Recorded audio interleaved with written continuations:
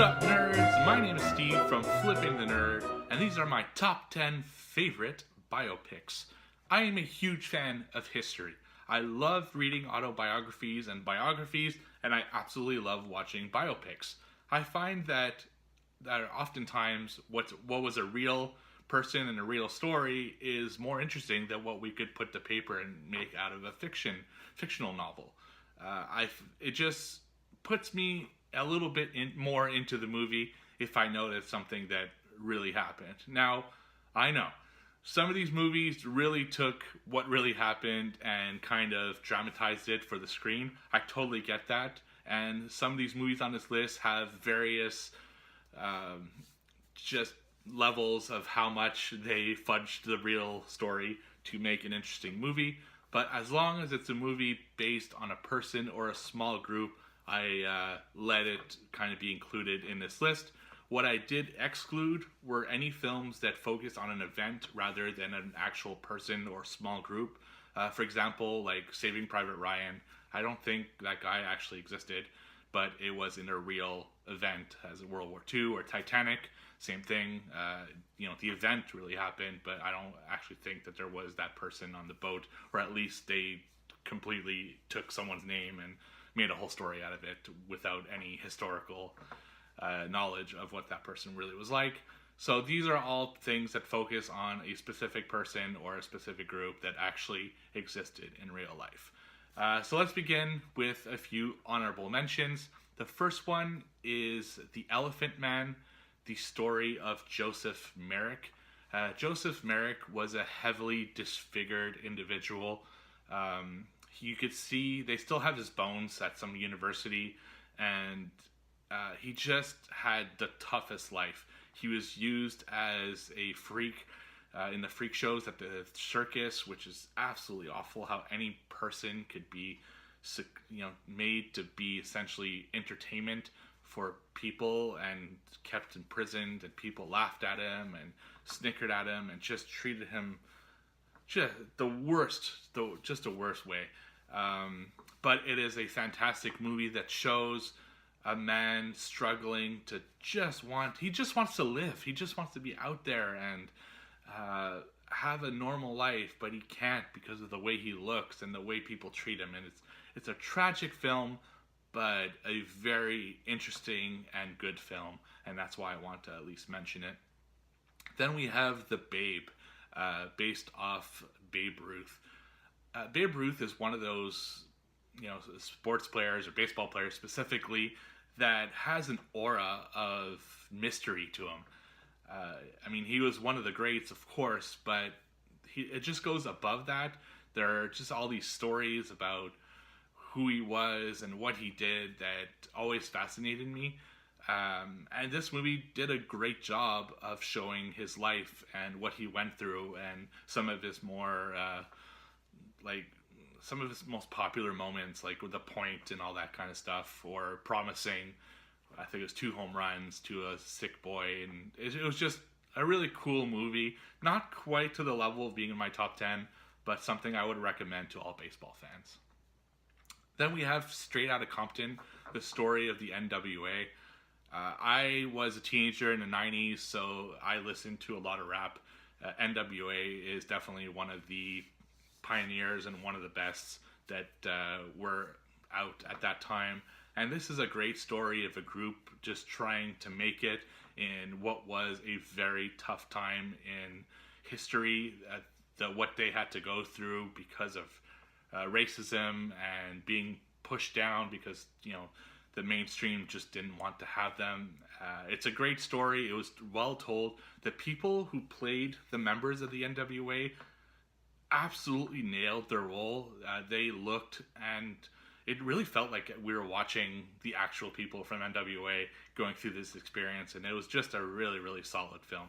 Highly, highly recommend it. Then we have Amadeus, the story of Wolfgang Amadeus Mozart. Again, an outcast for his time. He liked to have fun. He was well beyond the skill level of anyone around him, and that made people with more power jealous. He tragically passed away way too quickly, and he was essentially worked to death by... It was just It's a great film.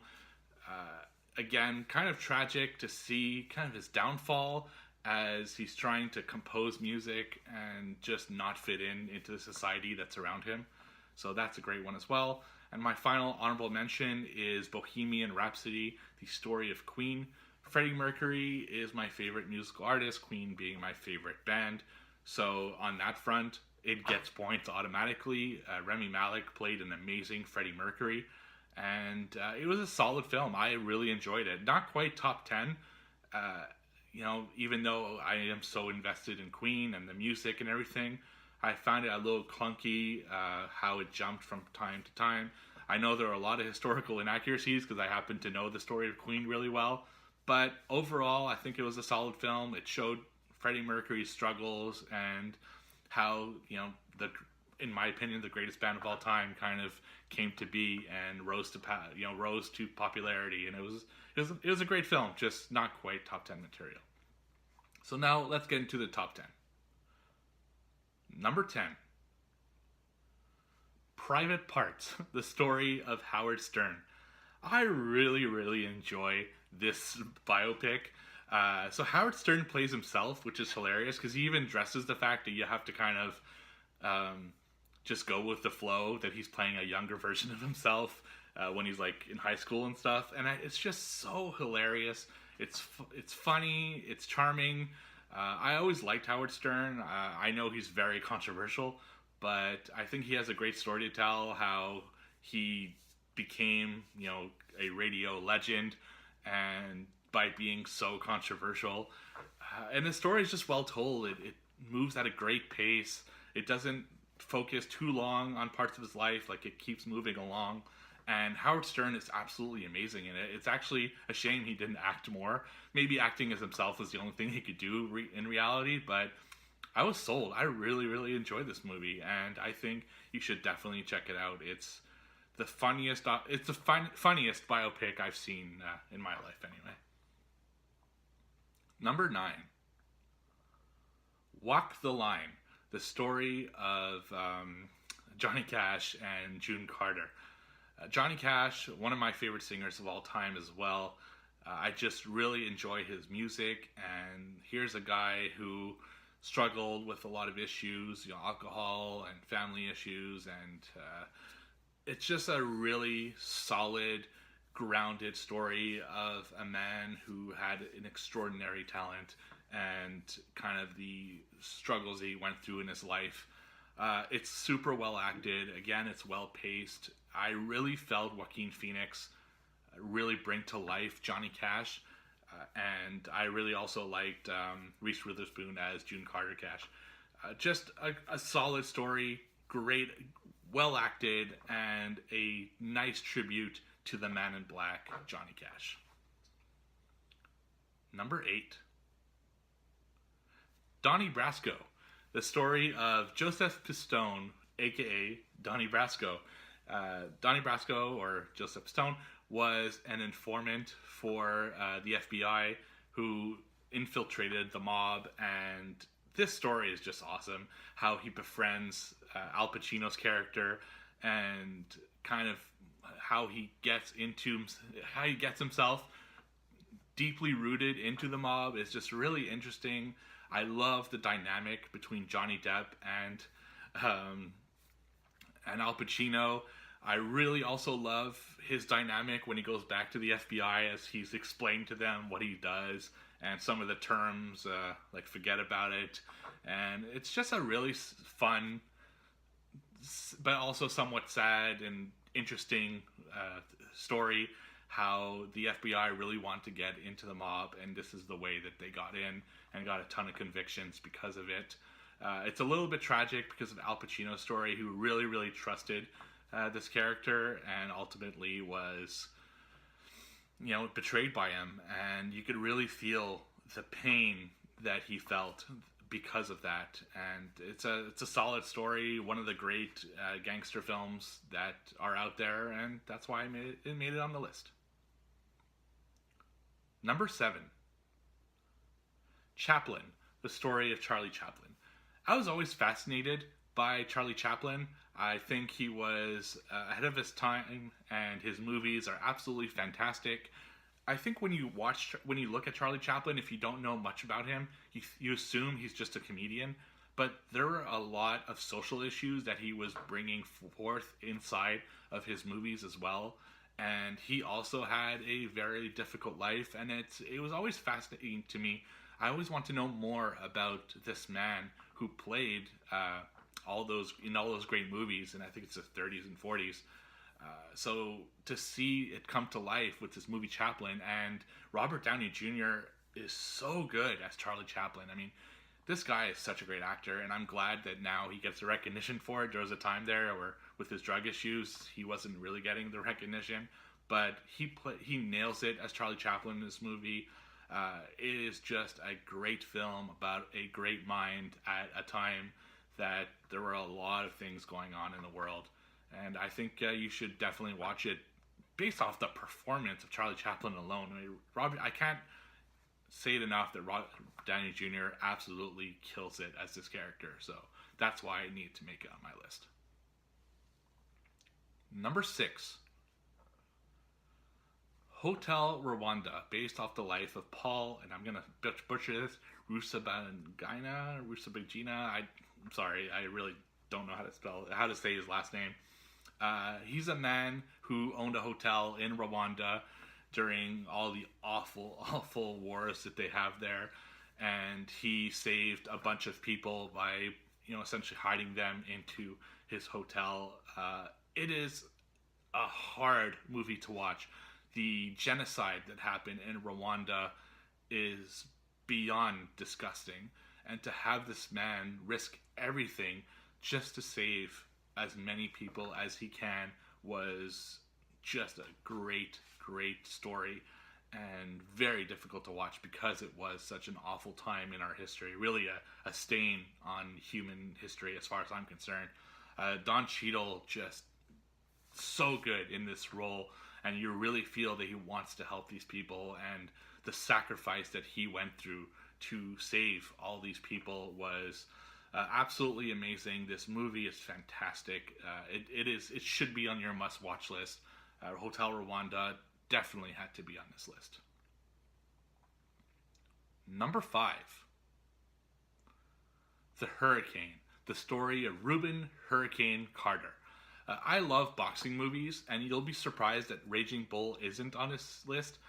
And that's because I haven't seen it in so long that I don't remember it enough to warrant putting it on my list. But I do remember it being good. I need to watch it again, and I will for sure. I just didn't have time to before this list. So as far as boxing movies goes, I will go to The Hurricane. Denzel Washington, in my opinion, that this is his best role that he's had, and should have won Best Actor for this role. It's about a boxer who was wrongfully imprisoned, and essentially left to rot in prison. But later, this kid finds his book that he wrote in like a bargain bin, and read it and got interested in the story and helped him get out of prison. It's a great story of a man who was wrongfully imprisoned, and he's fighting to regain his life, and this family who really had nothing to gain from this, helping Hurricane Carter out to get him out of prison and bring him to Canada, which is, those people were from Canada. It's a great story, so well acted by Denzel Washington. All the prison scenes are really strong, and you really feel his pain and his defiance. Like, he doesn't want to wear prison garb, but the prison, I forget, it's the same guard as the Shawshank Redemption, which is so crazy because he's super nice in this one. Gave him hospital garb instead, so he wouldn't quite be in prison garb. It's very solid story, very well acted. Again, most of these are. I mean, that's why they're on the list. And just a great adventure and a great redemption story, which a lot of these aren't. You'll notice that a lot of these are kind of sad, but this is a great redemption story, and that's why it had to be on the list. Number 4. Man on the Moon, the story of Andy Kaufman. Jim Carrey absolutely nails Andy Kaufman. Andy Kaufman is a comedian from the 70s and 80s, and just a total weirdo, but a brilliant kind of. He's on the edge of crazy and brilliant. If you know what that means. And this was so well acted. Again, Jim Carrey absolutely nails it. In fact, there's a movie, and I forget the name. It's on Netflix that shows the behind the scenes of Man on the Moon, and it's almost as interesting as the actual movie Man on the Moon. It's just very interesting to see what Andy Kaufman was all about, his other characters that he played, and how he would mess with people to get a reaction. Because it didn't seem that he really wanted to be funny. He just wanted to get a reaction out of people. Like the little things, like during one of his specials, he makes the screen kind of wobble so that people would hit their TV at home just to get a reaction out of people. And it's super, it's a fantastic story. It's funny, it's sad. Of course, Andy Kaufman died way too early, so there is definitely a sad part to it. But wow, this movie is incredible. Everyone in it just absolutely nails it. Danny DeVito, oh my God, Paul Giamatti, and of course Jim Carrey.